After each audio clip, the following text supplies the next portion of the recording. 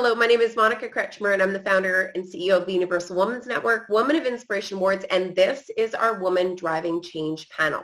We have a great panel today with some leaders from across Canada who are driving change in their industries. Now, before we begin, I just want to do a land acknowledgement. In the spirit of reconciliation, we do acknowledge that we live, work, and play on the traditional territories of the Blackfoot Confederacy, the Tsuut'ina, the Métis Nation, and all people who are making their homes in Treaty 7 of Southern Alberta. So ladies, we had talked about this in the green room, and I would love for you to do a land acknowledgement from your areas before we start.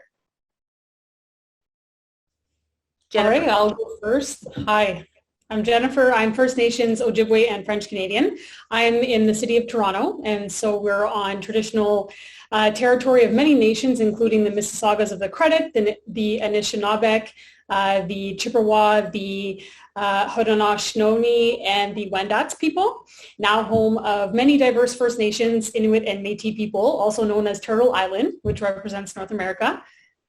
And yeah, that's it in a nutshell. Thank you so much, Jennifer. And Aretha. Hi, my name is Aretha Greatrix. I am from the Treaty 9 territory in Saskatchewan First Nation, but I was born and raised in Edmonton, Alberta, or Amiskwaci-Waskahegan, which is the Treaty 6 territory, and I'm coming here today on the traditional gathering place of the Cree, Saulteaux, Blackfoot, Métis, Dene, and Nakota Sioux. Beautiful. Cheryl, how about yourself? Good evening. I'm Cheryl Cardinal. I'm from Treaty 8 territory in Alberta. I'm currently residing in Ottawa, the home of the unceded territory of the Algonquin peoples. Fantastic. Thank you. And Lori. I'm Laurie Campbell, and I'm here from the University of Regina today, and we're situated on lands that are deeply connected to Indigenous peoples who have historically lived and who currently live in this territory, which is Treaty 4 territory. And these groups include the Nahiwak, Anishinaabe, Dakota, Lakota, Nakota, and Métis people. Beautiful. Ladies, it has been such a pleasure to be learning with you. And I really want to say, first and foremost, thank you for your gentle guidance, because there is so much to learn about the Indigenous people ways and how we can help and serve and support and acknowledge and bring awareness to not only elevating the role of Indigenous leaders, but for all people. So let's begin our Women Driving Change panel. And, for those that are listening today, we have a really great panel. We're going to touch on a lot of different topics that affect women, from women driving change to worth to allyship to work-life balance and leadership. So Jennifer, who is the founder and CEO, also the Chief Happiness Director for Staff Shop. Jennifer, I'd like to start with, allies. Let's start with the allies. I know that you have a great story, and so how important is it for our allies to be involved in the conversation and play that role to support women? Thank you. It's good to be here. It's a great question, and I think we're referring to male allies specifically, which I was very, very blessed to have met my mentor back in 2007, and his name is Jeff Bagg. He was the previous owner of the staffing firm that I made my mark in the business, and I had met him over at Maple Leaf Sports and Entertainment while I was working in the hospitality sector. And I remember him asking if I was interested in working in staffing, and I didn't even know what a staffing firm was. Coming from Northern Ontario, we just find our own jobs and weren't even sure what those were for.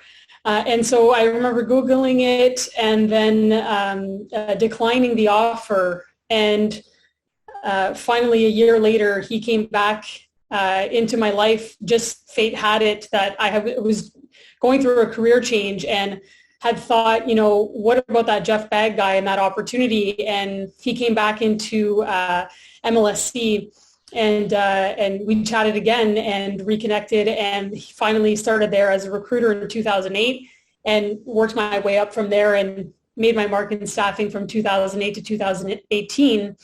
held various positions within his organization until he decided to sell the company at the end of 2018 and gave me the opportunity to purchase the division I created.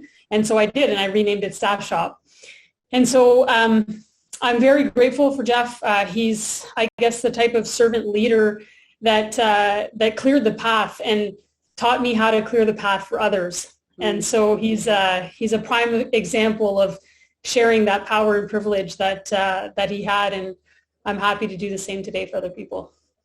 Great. I love the conversation, how we can pass that torch forward and really lift others up in the process. Aretha, so about when we talk about our male allies and support hers, we're talking about male allies, but there's also female allies as well. So how important is it for our allies in that role that they play in our to advance women to succeed? I'm so tongue-tied, ladies, I gotta say. I'm very tongue-tied today. It was a fast and furious Monday. So Aretha. So yeah, I mean, I think, I haven't had many male mentors in my life, but I've definitely had a lot of females. But I mean, I've had people who just in any area that you needed mentors in. I think the important thing too is understanding what it means to be an ally or a mentor or any of that information. I know one of the things that I'm a big advocate is that if you're going to be an ally, you need to create space, don't fill space. So if you're going to create that space for someone else and help lift them up, you don't need to take over that space to help them at that same point. So I think it's also understanding what the importance of an ally is as well. And so for me, like, I've had a lot of allies in my life who kind of like, even when I'm shy, I'm like, oh, I don't want to do it. They're like, no, you have to do it. You have to do it. Just, and kind of gave me that little nudge that I needed to like step in and take it over and go on. And so I really appreciated that support and that courage and just that confidence that they instilled in me that helped me kind of move forward in that. And I try to do that as best as I can by paying that forward for other people. And they say that you only need one person to believe in you for you to move mountains, and it really is true. You know, Cheryl, so maybe tell us about that one person for you or that male ally that has helped you succeed in your career. For me, I've been very fortunate. I've got a fantastic, phenomenal support system. My dad was the first person, one of the first people that I worked for, and it was because he said he wanted to instill the work ethic that and working for our people and the, you know, making sure that we move forward in the right way as we were going on our path, whatever that path was. And so when I was reflecting on this and you had talked to me, I was talking to my sister and the story came up and she said, how did you get into public speaking? And I said, well, you know, my dad, he decided there was a scholarship that was being honored in my grandparents, in honor for my grandparents. And one of the grandchildren was asked to speak. And so my dad chose me. And I felt very fortunate. I had never done any public speaking before. I was very early in my career. And he said, I said, are you sure? Like, out of all the grandchildren, you want me? And he laughed and he said, yeah, I think you'll do a great job. You'll do, you know, look at the honor that is needed and I think you'll do fantastic. And so I went to the organizer and I said, my dad chose me, so I'm going to do it. And she goes, just a couple questions just before, so you know what you're getting into. And I smiled and I said, okay, sure. What are your questions? They said, did he tell you how many people are going to be speaking there? And I said, are sitting in the seats? And I said, no. I asked the question. He said, I'd know everyone, or I'd have a good portion of knowledge of people in the room.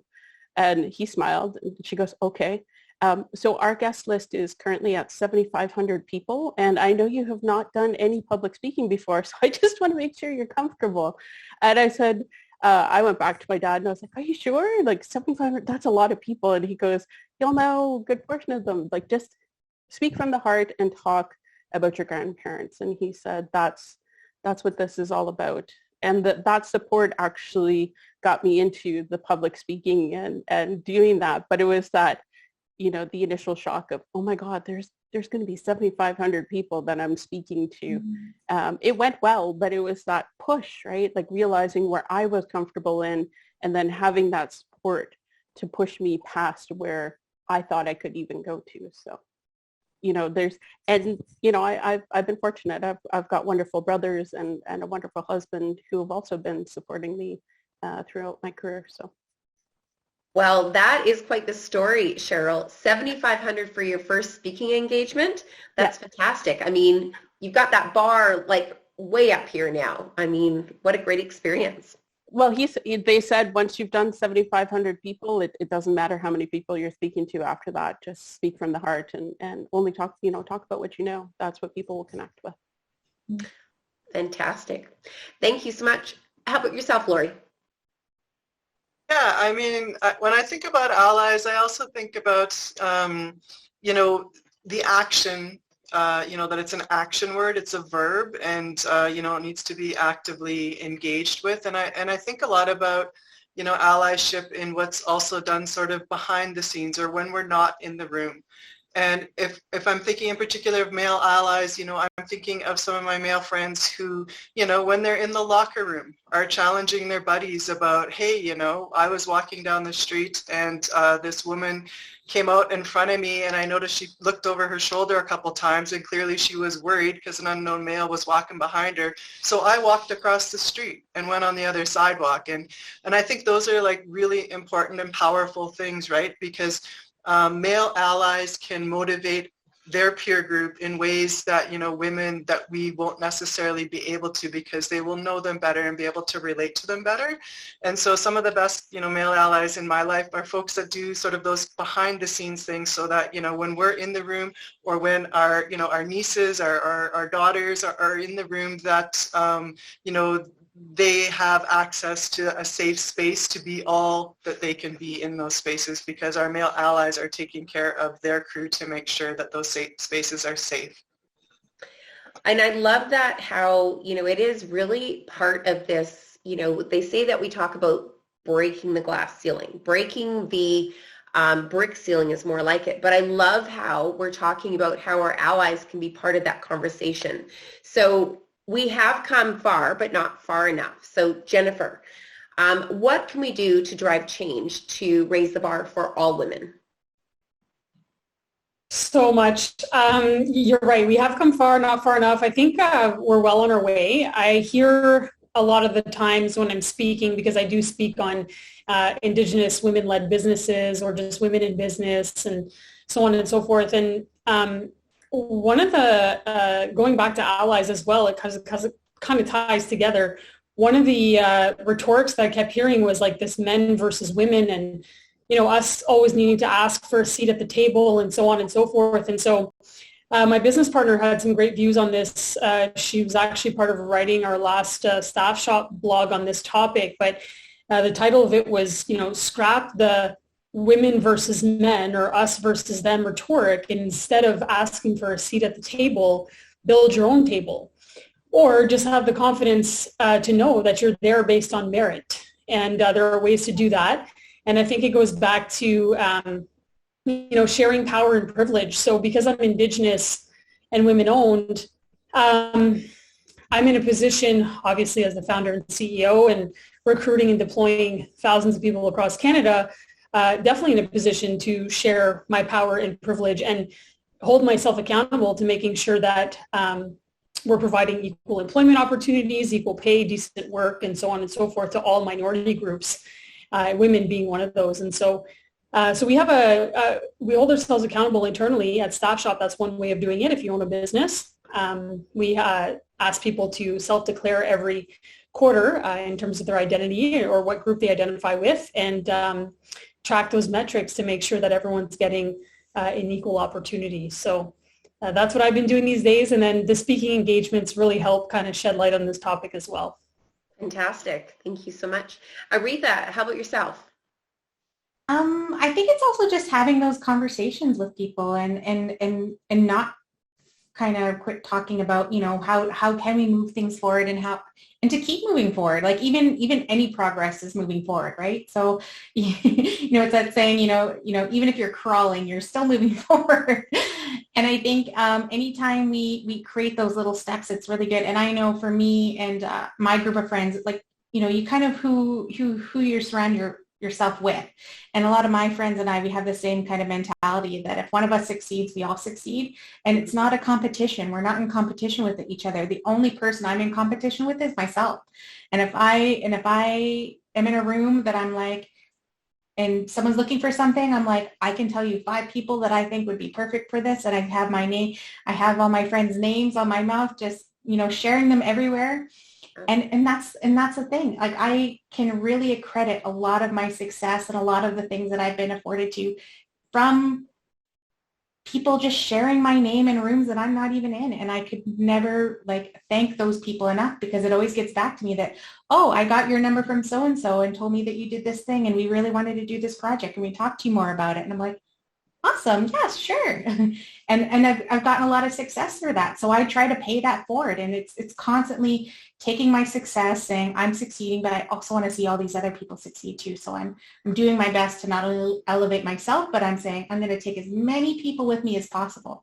And I think it's just that kind of mentality that I try to share with other people and kind of expose them to that idea that, yeah, I'm not in competition with anyone else but myself. Collaboration over competition, for sure. That's definitely a really strong point. And it's true. When you succeed, all women succeed. So I really love that. Thank you so much for sharing, Aretha. Cheryl, how about yourself? For me, it's in addition to everything that's always already been said, you start looking at it, and it's also building up the next generation of women that are coming up, looking at opportunities to, the story I shared about my father in the last question about kind of pushing past your boundaries. Those are things that I have done with people that I have worked with, that I have supervised, that I engage with in different manners, because that was something that I see, that I treasure now many years later after that experience with my family. It's something that I do, and I have incorporated into how I work with others is, let's make sure the advancement of me is not just an advancement of me, it's an advancement for all Indigenous women. It's also if you can build that next generation of leaders, the way I always say is, if you take yourself out, there should be, that next person or those next group of people who can come in and fill, where there's no void that goes there. So, making sure that we're looking and we're building and we're incorporating and collaborating and realizing that experiences that everybody has may be similar, but we all add value to that table that we're talking about. Well said, Cheryl. Thank you very much. Lori?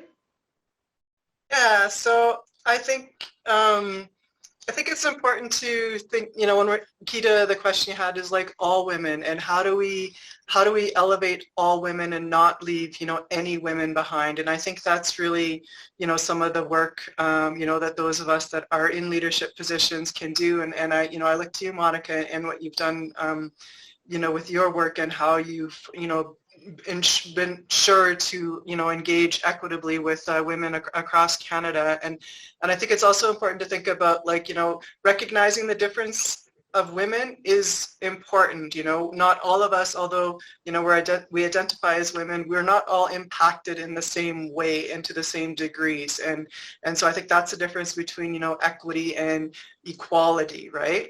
I think, from the day we're born, we're usually ingrained with thinking we can do anything if we just put our minds to it. If we get good grades in school, we can go to a prestigious university, we can get a high-paying job, we can be successful. And yet we fail to sometimes consider that this kind of success is, just determined on work ethic and determination, and that may be race, religion, language, colorism. Those things don't play a role in determining success. And I think it's really important to acknowledge that difference is there, and they do play a role.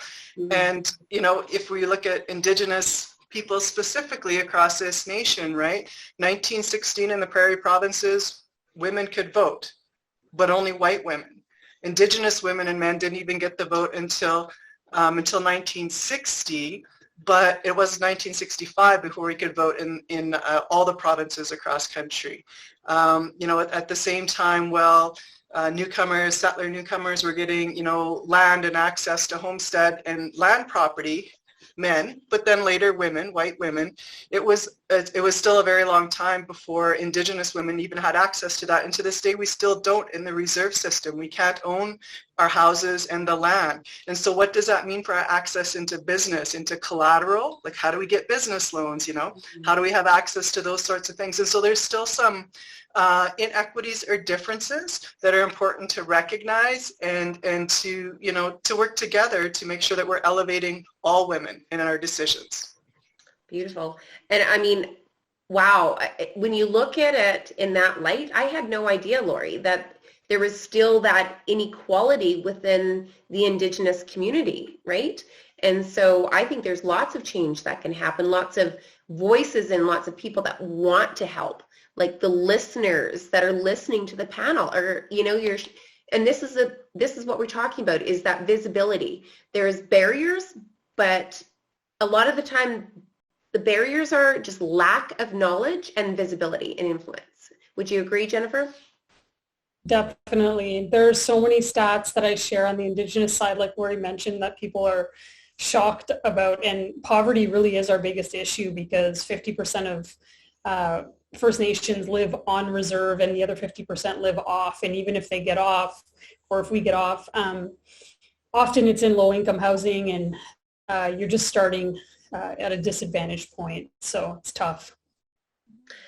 So I want to sort of switch gears a little bit in here. I mean, we're going to go into imposter syndrome, because I think that sort of, when we talk about the inequalities that exist and sort of reaching for those opportunities, 75% of women experience imposter syndrome. I would say it's probably a little bit more, because I haven't met one woman that has not experienced it at some point in her career. Self-doubt, fear, self-sabotage.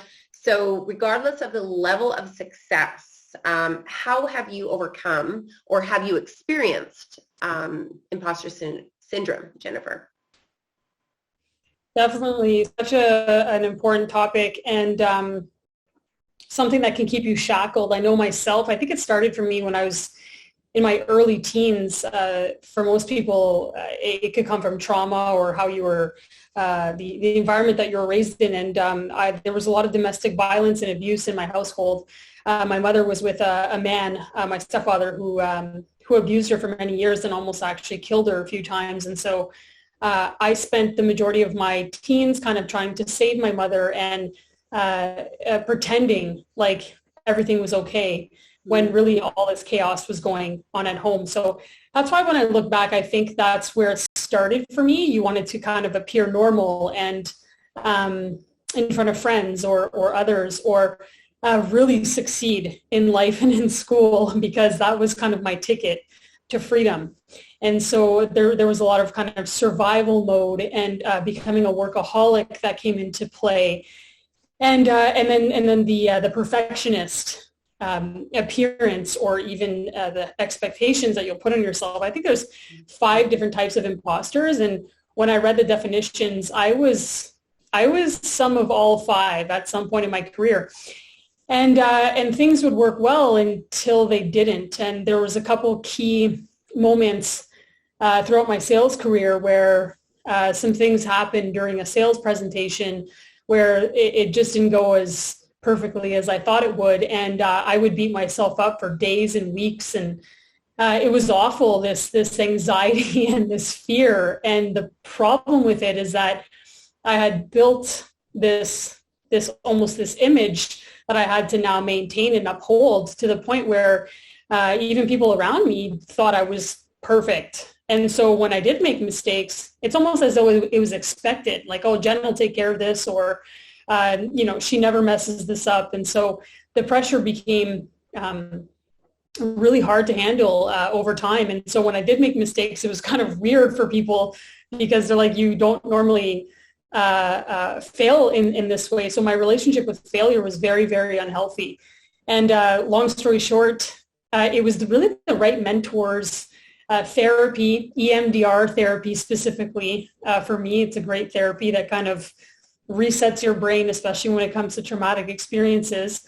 And then reconnecting with my faith is really what allowed me to be able to break that cycle and really not making it about myself, serving other people. So servant leadership is huge. I went from my vision board being very materialistic and all about me to, okay, how can I now use Staff Shop as a platform to serve others? And I was able to break the cycle that way. But it took a few years and certainly the right people. Beautiful. Well, thank you for being so authentic. I know that I have heard your story, and it is quite an amazing story. You've done so well for yourself, but it is a double-ended sword. You know, you set that bar so high, and all of a sudden you create that fear of actually trying to get that bar every single time. So thank you for being so authentic. Aretha, yourself. Yeah, no, I still suffer from it every time. Anytime anyone asks me to do anything and they're like, oh, I heard you do this thing. I'm like, me? Are you sure you're really on me? There's like other qualified people, right? I do it all the time. And I think it's also just having those mentors and those peers that you can say, someone just offered me an opportunity, but I think they got the wrong person. And they're like, no, you know how great you are. And like, you need to know how great you are. You are going to do awesome at this. And I believe in you. And I'm like, I am good. Okay. You know, so I feel like even just having those friends and those peers to give you those pep talks, because yeah, I got sent, an opportunity to possibly, you know, be interviewed for this job where I would be working on this documentary for like BBC. And I didn't apply because I was like, I think you have the wrong person. I've never done something this large in scale before. And I think I wouldn't know how to do this. And then like, it was like talking with my filmmaker friends who were like, no, you would, even if I've seen you, even when you don't know how to do something, you know how to do something by the next day. That's how, like, you're just a fast learner. You would catch up very quickly. You should have applied for it. I'm like, but the deadline was midnight and I already passed. And they're like, well, just apply. So I did, and they still took my application. I mean, I haven't heard back from them since, but it's just one of those things where it's like, just putting yourself out there. I just had that imposter syndrome where I was like, I think you had the wrong person. I don't know why you're asking me. But I constantly have that. And I think, like I said, it's having those friends, those mentors to have those conversations with and just sit down and be like, you know, I'm having real imposter syndrome here. And I always name it. I'm like, I think I'm having imposter syndrome. I don't think I'm at that level yet. I don't, you know, and then they kind of talk me into it going like, you need to start realizing that who you are and what you're capable of. And I'm like, okay. That's going to lead into our next question, is all about worth, right? These are such great topics. Thank you so much for sharing with that. Cheryl. I think for me, I feel a little bit different in there. I've had, you know, like I've said, amazing mentors. And one of the things that I learned early in my career was, you know, I always said yes to everything. Can you do this? Oh, yes, absolutely. And then I would go and trying to figure out, you know, and asking for help when I know I needed it. You know, I got asked to plan an international event where I was bringing in Indigenous people from around the world for my community. And I said, sure, yeah, absolutely, I can do this. I've done event planning before. And I did it, and it went well, and, you know, set the expectations with the people that I was working with. And it was just a lot of going, okay, yes, and then knowing where I needed help, right? Because, you know, we're not perfect, and there are areas that I'm not fantastic in, but I know those areas, and I know that about myself. I'm consistently doing self-evaluations on myself to say, okay, where else can I go, or what else can I do to expand some of the things that I'm looking to go towards. You know, and so those were some of the things that I always kind of push. It's again, pushing that envelope, pushing that thing about myself, helping with the growth, realizing that, you know, the striving for perfection, we're never going to get there, but we can ask for support. You know, we're always surrounded by amazing support systems, amazing women, amazing men who know our value, know our worth, and can kind of push us in that direction. So, you know, I learned that, you know, fortunately early in my career. So I always say yes to different opportunities and things that come across my way and work my way through it. It's led to some really fantastic, phenomenal adventures. Some areas, of course, they're challenging, but I think everybody faces that in their career and in their life. So it's just overcoming those challenges as they come at you.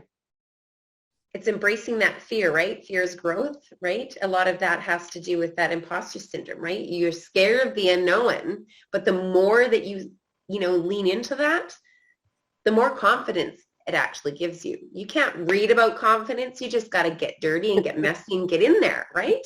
Mm-hmm. Anyways, thank you so much for sharing. Lori, how about yourself? Yeah, thank you. You know, I mean, yeah, it comes and goes, sometimes, you know, more than others. I also, you know, think in the context of being Indigenous, it's, you know, it's statistics still show that Indigenous and Black youth in particular, you know, our children are responded to differently in the urban classroom setting. They're sent to remedial learning more often. They're given up on sooner. And so there's this other layer that, you know, we have to overcome to, you know, in order to succeed and connect with who we are. For me, mostly, you know, when I'm what I call in my right mind or in a good way, you know, I think about like the truth of who I am. And, you know, remembering, you know, sort of some of our original teachings, our original instructions, you know, that, you know, just require of us to walk forward in a good way, you know, live our truth. You know, Cheryl was speaking about that earlier, you know, and have trust and you know, Jennifer speaking about her spirituality and then sometimes if it gets, you know, a little overwhelming, I also think about, you know, that we're the ones that are here now and we are modeling to the next generation, right? And so it's not just about me. And, you know, and an example of that, you know, is you'll see Two-Spirit is listed in my name. And it wasn't something that I did until younger people required that of me because they were struggling so much. And I was like, oh, really? And so I made a commitment that I would, you know, help that to be common, you know, common language, common understanding so that it's not, so that a youth doesn't have to, you know, come out and name that and be in a room full of people who say, like, well, what does that mean? You know, or, you know, that to familiarize themselves. And then other than that, I mean, you know, I surround myself by honest, trustworthy people who are really interested in my success, right, and well-being. And, you know, I know they wouldn't set me up for failure. And so, you know, what I say to people is like, find your peeps, find your crew, find your ride or die who are going to be honest with you, who are going to help you and be, you know, and engage in that reciprocal relation, you know, be that person for those around you. So I thank you very much, Lori. And, you know, I had wanted to go into the area of worth, but I think I want to talk about, you know, why it's so important for women to know, and I guess we can talk into that, but every woman has her story, okay? So why is it so important for women to be recognized, Jennifer?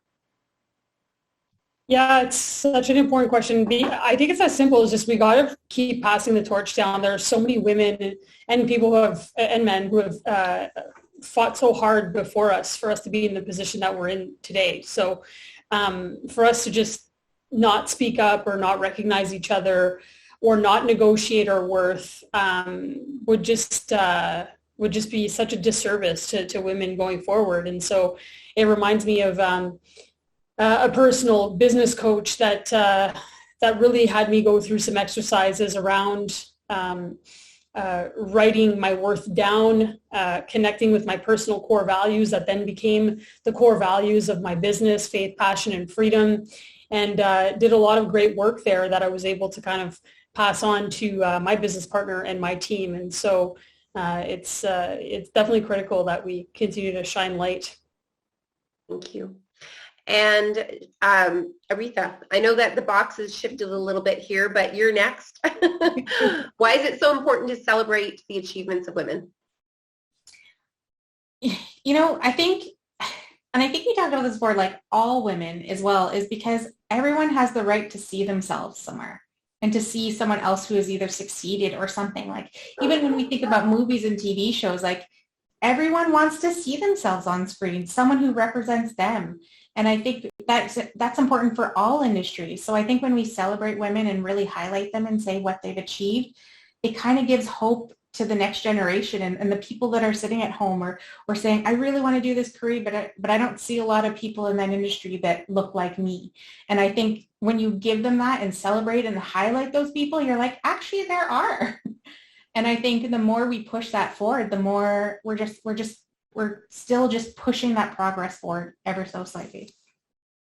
And I couldn't agree more. And, you know, look at what happened. 2016, Woman of Inspiration, Cultural Ambassador, right? And so the visibility as an ambassador, even being recognized there, you know, stepping into that role, you know, you've inspired so many others on your journey. So it is super important. Cheryl, how about yourself? For me, like when we talk about knowing your worth, it brings me back to, you know, working with my parents, working with my dad specifically. He was my first job, as I said before, and I treasure this experience, especially since he's been gone for a while. He passed away a number of years ago. So we sit there and we look at it, but this was something a lesson he taught us early on. Like, I've got 5 siblings, was we had to negotiate our salary with him, right? And of course, I aimed really high, and he kind of laughed and he said, at one point, absolutely, you will be worth that. Right now, let's, you know, and he threw a number out and I'm like, oh, that's too low. And it was really that exercise of going through to realize, you know, where I'm going and the first step that I'm going to be taking. I do have value. And as an Indigenous woman, I do have value stepping into a number of these different fields.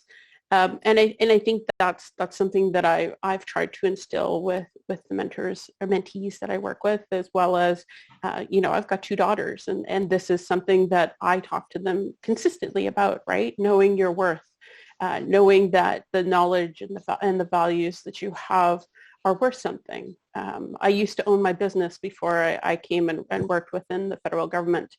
And I always tell the story that, you know, the knowledge that comes from Indigenous people specifically to help with different sectors or various sectors, you know, buying me a coffee does not constitute, you know, paying me the value of what you're asking me to do.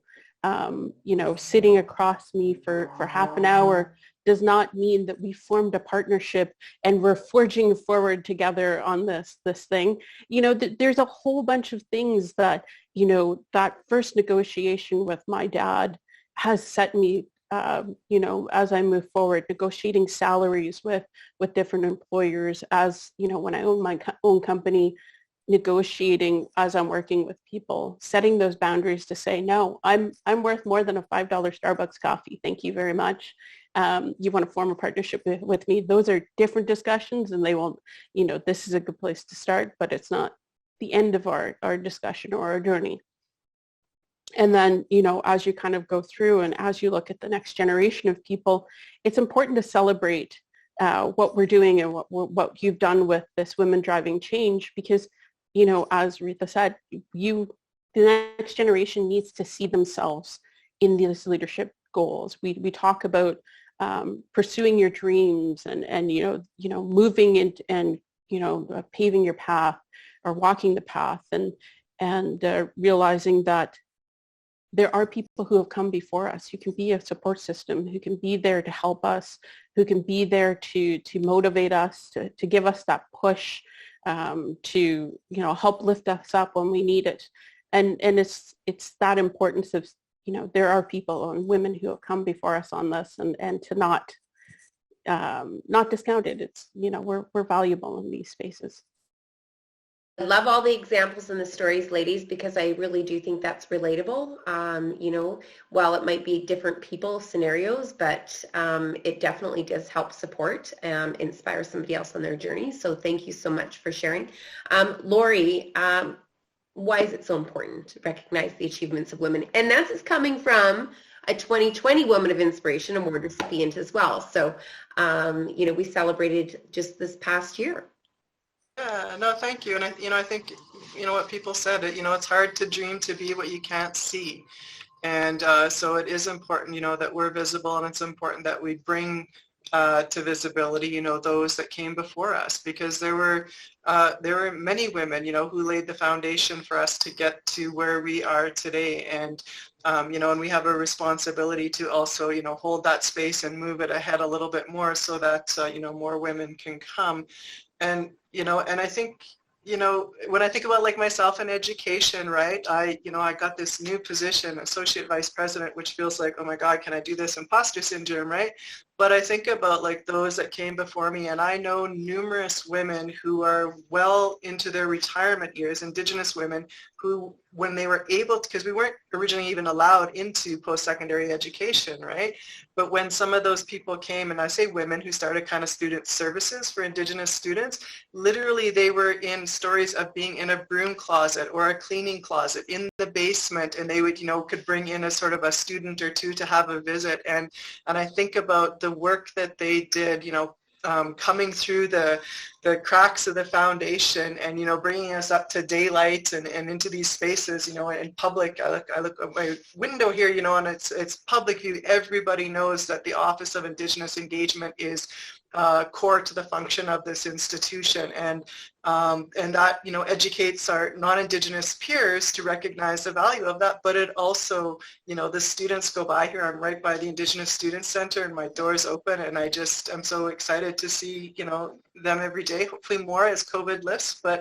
And so yeah, and then women lead different, regardless, I think there's, some uniqueness about Indigenous women's leadership, but there's uniqueness about women's leadership. And if we're not out there and raising and presenting that so our young people can see it, it can make it really difficult, and they can shut down at a very early age and see that nobody leads like them, or if we don't sort of highlight and showcase other women. And as awkward and as uncomfortable as it can be sometimes when it's us, it's important, and so I really see a lot of value in that, and that's part of our work.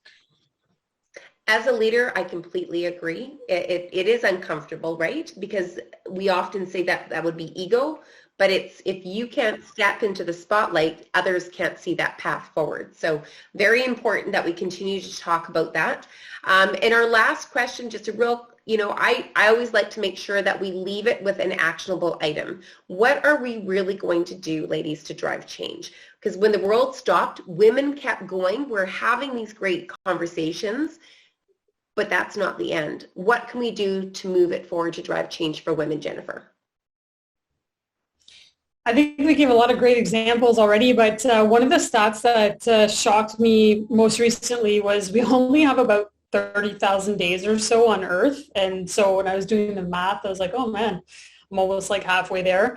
So what are you going to do with your time is critical. And I would just like to remind people that aside from doing everything we've discussed, one of the things to ask ourselves is just why are we doing things when it comes to starting a business, or when it comes to kind of attaching to some sort of purpose. I feel like we've all been given God-given talents and gifts, and when you match that and your core value energies to something that may solve a problem in this world, or make something better, or one of my favorite masterclasses was the one from Sarah Blakely, the founder of Spanx, when she's like, what breaks your heart? Ask yourself these questions and then kind of design your business or your life around that. And in doing that, I find, I see it every day that people are much happier and more fulfilled. So so I would say, I guess, just connecting with that purpose and the reason why you're here is critical. And just taking the time to focus on that work-life balance and the wellness piece, because we're living in a bit of a crazy world these days, and this stuff isn't easy. It's a lot of work. And so just really taking the time to kind of power down so that you can operate at 100% when you're ready to contribute to the world, instead of just running yourself down. I've been seeing a lot of burnout these days. And so taking care of yourself is key. Beautiful. Great advice. Aretha.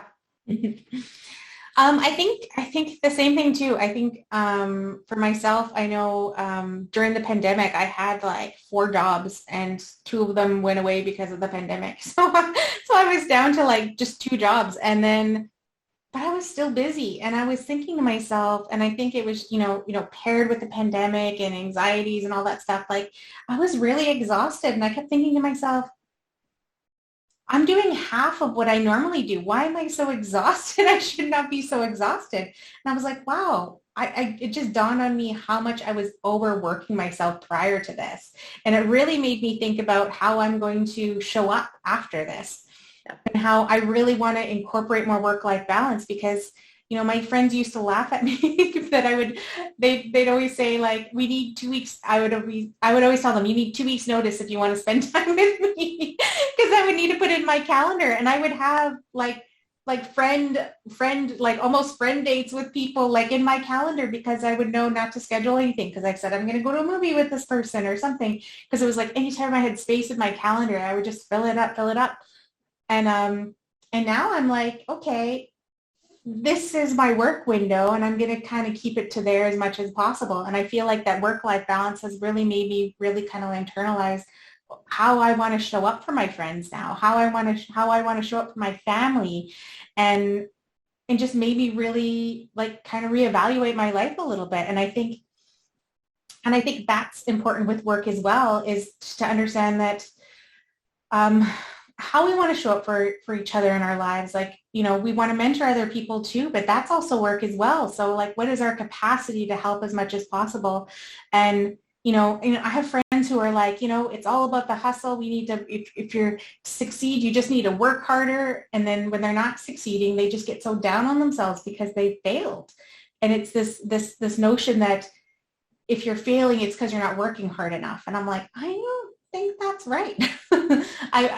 And then through this evaluation, I realized that the things that I'm most successful at are things that have come easy to me. And to me, that feels like more of a spiritual, like I'm supposed to be here. And if I'm working hard on something and trying to force something to happen, it's just not happening. I'm like, you know what? Maybe this just isn't for me. Like, it's not happening. I've tried. I really gave it a good shot. And you know what? It's just not working. I'm going to work on something else. So I feel like just evaluating your life and where you're going, I think it just really helps, and kind of moving forward in that way, I guess. So encouraging women to step into not a balance, because that kind of gets, but sort of allowing that that wellness piece, right? Taking care of yourself so you can take care of others. I think that putting your own oxygen masks on first is really, really important, especially coming out of the pandemic, because we were all running in a million different directions. So great advice. Thank you so much for sharing. Cheryl, for yourself, how would you like to drive change?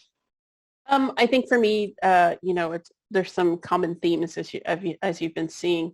Some non-negotiables for me when we look at it is my family time, right? I've got 2 kids.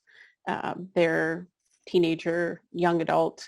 And these are some of the things that I've always tried to set. And it really dawned on me early when my youngest was young, because she saw me always, the hustle and bustle and always out there.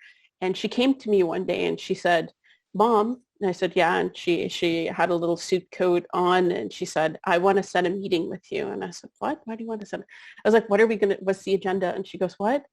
I said, well, what do you want to talk about? Why are we having this meeting? And she said, because I've seen you schedule meetings and I want to have time with you. And I went, well, you don't need to schedule anything with me, darling. Like, I'll drop anything and I'm yours, right? Like, you don't need to do that. But those were some things that she said early on, and I went, okay, like, you're a non-negotiable. Like, you want time? You don't even need to ask. Like, I'll be there for special events, for school events, for whatever, right? And she just it kind of reset herself, right, to know that you know, you didn't need to get into mom's agenda in order to have him to sit and do that. And we do like date nights and things like this where me and her would go out for something specific. We'd go for a walk, we'd go for a bike ride, we'd go for anything that she wanted to do that she set. And I think that's a good lesson as you start kind of doing that. And when I talk about mentorship, and, you know, I also set times, right? Like it's this amount of time I can donate. This is what I know it is in my schedule, that I have the ability to donate to a not-for-profit, to a mentor situation, or, you know, something outside of the work that I'm doing. And I always try to keep that nice work-life balance, because I think we get into this, you know, cycle of, you know, pushing and, you know, to get to the point where it's not enjoyable anymore. You really don't want to do it. And it pushes you back to the purpose of, why did I start doing this? Or why did I even want to go down this road? And, you know, am I crazy? Am I, you know, thinking I shouldn't be here? And that's, to me, where I started doing those self-evaluations, because I think that's important to know how far and what you're willing to do and what you're not willing to do. You know, we get into this thing early on in my career. I said, yes, I wanted to experience all of this. So I said yes to things. I also learned that you need to say no to things as well. So you don't take on everything in the world. And, you know, those are those instances where you go, you know what, I really am honored that you would come to talk to me, but I think, you know, this person could also, you know, you guys would be great to work together. So, you know, realizing that your supportive circle also can take some of those different steps there as well. So driving change is to be available to help serve others, empower the youth, and set those boundaries, right? So critical. Thank you so much, Cheryl. And Lori, how about yourself? So as an educator, right, I drive change through education, and you know, and that's kind of morphed a little bit, you know, over the last number of years. I've been working with post-secondary for quite a while now, and you know, when I speak about education, I'm speaking about it from like actually having concrete actions and systemic change. So, you know, moving it a bit from Indigenous awareness, which is still important, and understanding history and treaties and how we've, you know, come together at this time, but also like not just reading the TRC or the calls to action, but what action are you taking to follow up with those actions? So, for example, today, you know, pitching to our board about Indigenous procurement and economic reconciliation. What does that look like? How do we develop an economic reconciliation plan that will, you know, engage with, you know, at minimum 5% of Indigenous procurement in this, you know, $90 billion procurement you know, world that we live in, and how do we, you know, sort of move that forward? And I think about those sort of systemic changes that will, you know, have ripple effects in our Indigenous community, but also like collectively, right? Economic stability, you know, throughout our provinces and territories, and so I drive change through sort of those systemic kind of things, and really, you know, talking people into the space of coming to see where they can take action that will drive change at a more in-depth level.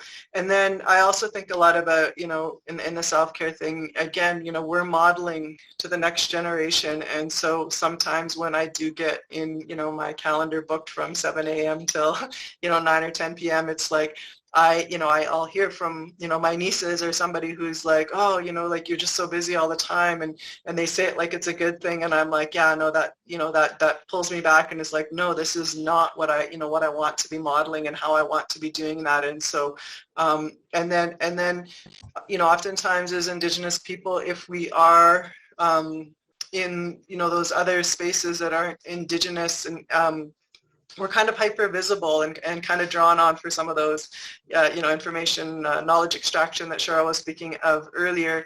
And that's like really difficult work, because we're, you know, living the experiences of being Indigenous while having, you know, to do that education. And so sometimes, you know, we need to step back And we need to, all women, we need to be kind and caring and compassionate and loving to one another when that happens. If Indigenous people aren't in the room when, you know, a conversation is happening because, you know, more unmarked graves are found, it's, you know, it's not because we're disinterested, it's because, you know, we're having to take care of ourselves and our communities. Does that mean the rest of the world should let it go past unnoticed? No, you know, there's work for everybody to do, but yeah, sometimes, again, when we're not in the room, it seems hyper-visible that we're not there versus when we are. And so I think a lot about that in our relation to non-Indigenous women, but also in relation to ourselves as Indigenous communities.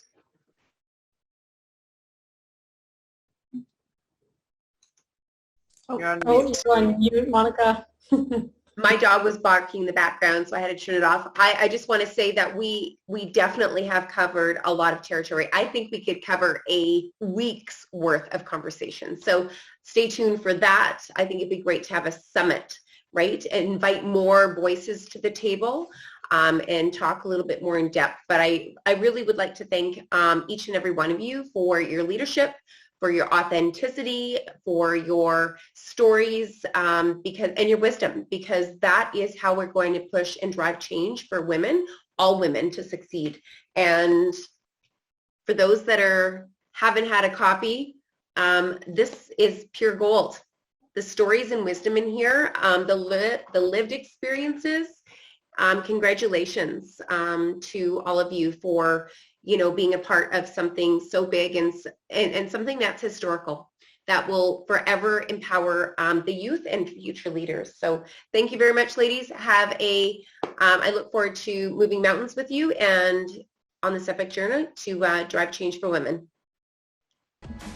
Thank you.